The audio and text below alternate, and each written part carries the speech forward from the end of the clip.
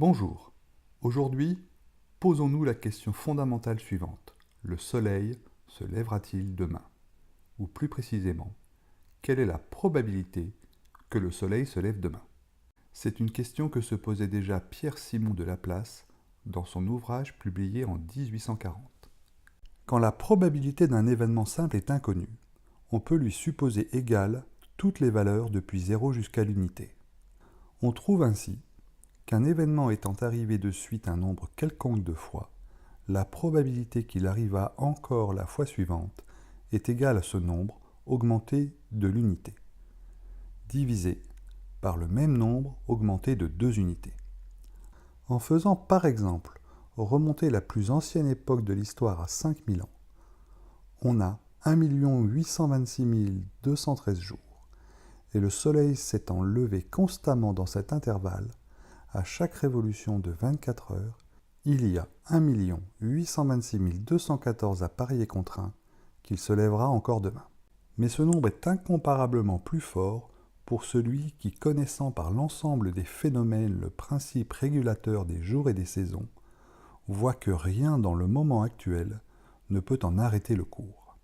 Outre le fait surprenant que Laplace proposait de prendre comme exemple pour son calcul un soleil se levant depuis 5000 ans, vous serez sans doute, tout comme lui, très critique à la vue de son résultat. Mais nous ne nous y trompons pas. Il raisonne en supposant que l'événement « le soleil se lève » est un événement simple dont la probabilité est inconnue, et pose alors une loi uniforme sur l'ensemble des valeurs possibles de cette probabilité inconnue. C'est un raisonnement bayésien. Un raisonnement très critiquable qui, si vous êtes fréquentiste, doit conforter votre position. Mais regardons maintenant le problème suivant qui se trouve dans le livre de Ley et qui vient d'un site XKDC.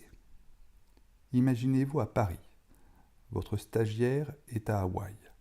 Juste avant minuit, il lancera 2 dés.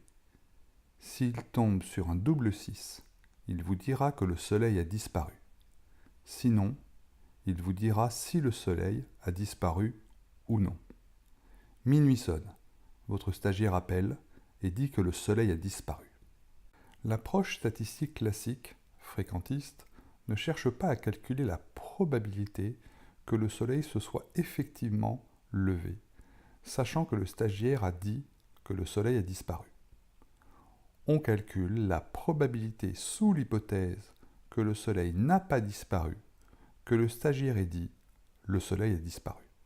Ici, cette probabilité, cette p-value, est évidente puisque si le soleil n'a pas disparu, il y avait une chance sur 36 que le stagiaire annonce qu'il a disparu, et 35 chances sur 36 qu'il annonce que le soleil n'a pas disparu.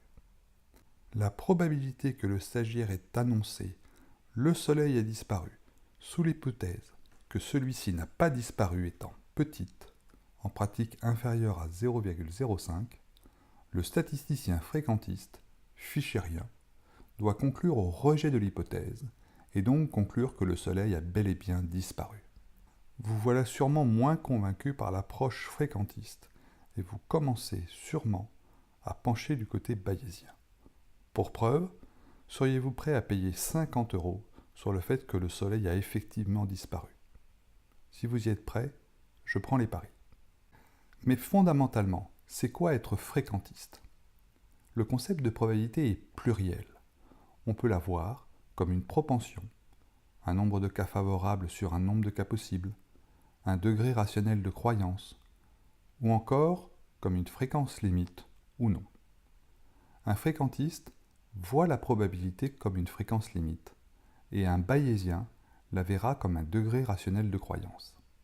Voir la probabilité comme une fréquence limite nécessite de concevoir la répétition de la situation. Si la situation se répétait, la fréquence statistique tendrait vers cette probabilité. C'est l'idée de la loi des grands nombres et de nombreuses autres propriétés statistiques, fréquentistes. Un fréquentiste, et plus précisément un statisticien fréquentiste, raisonne en supposant que la situation se répétera un très grand nombre de fois. Mais alors, que se passe-t-il dans le problème du Soleil? Eh bien, reprenons l'énoncé un peu différemment. Imaginez-vous à Paris. Votre stagiaire est à Hawaï pendant 6 mois. Chaque nuit, juste avant minuit, il lancera 2 dés. S'il tombe sur un double 6, il vous dira que le Soleil a disparu. Sinon, il vous dira si le Soleil a disparu ou non. Il est clair que sur 180 coups de téléphone, environ 5 annonceront que le Soleil a disparu et 175 qu'il est toujours là. Aussi, dans environ 5 cas sur 180, votre conclusion sera erronée, mais elle sera correcte dans environ 175 cas. On peut même ajouter qu'avant chaque coup de téléphone, vous savez déjà que votre conclusion aura une chance sur 36 d'être vraisemblablement fausse et 35 chances sur 36 d'être correcte. Être fréquentiste, c'est se définir un risque acceptable qui garantit la maîtrise de la fréquence d'erreur. Être bayésien, c'est se définir un degré rationnel de croyance acceptable, sans nécessité de lui faire correspondre une fréquence associée. Les débats entre fréquentistes et bayésiens ne font que refléter l'imperfection des deux approches. Imperfection qui ne fait que traduire l'impossibilité de fonder une théorie statistique consensuelle, elle-même fondée sur un concept de probabilité consensuelle. Ce que l'on peut conseiller, c'est de bien analyser les arguments des uns et des autres et de se forger sa propre opinion. La statistique est une affaire de point de vue. Mais alors, notre Soleil se lèvera-t-il demain? Les scientifiques s'accordent à dire oui, sans nul doute, à moins que,